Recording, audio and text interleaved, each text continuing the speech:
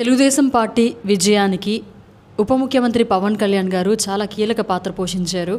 అంతేకాదు నెల్లూరు జిల్లాలో ఈ 10 కాన్స్టిట్యున్సీలో కూడా జనసేన పార్టీ నాయకులు ఎంతో సపోర్ట్ చేశారు టీడీపీకి. అయితే ఈ రోజున ఎమ్మెల్యేలతో కావచ్చు, లేకపోతే ఇంకెవరితో అయినా కూడా మీరు ఈ సమస్యని చెప్పుకోలేదా, లేకపోతే మళ్ళీ రిపీట్ చేయలేదా?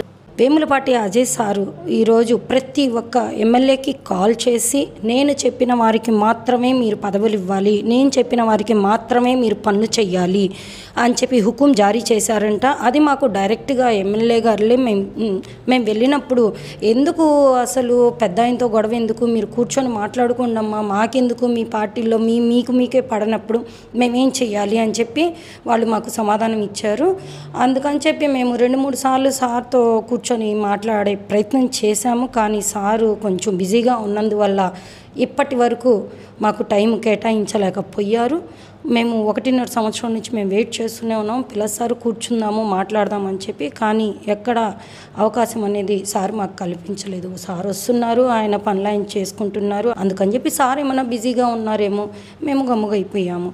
సరే ఆయన పిలిచినప్పుడు చూద్దాము. కానీ కష్టమైతే మేమే చేసామండి. మేము ఖచ్చితంగా చెప్తున్నాము, మేము చాలా కష్టపడ్డాము.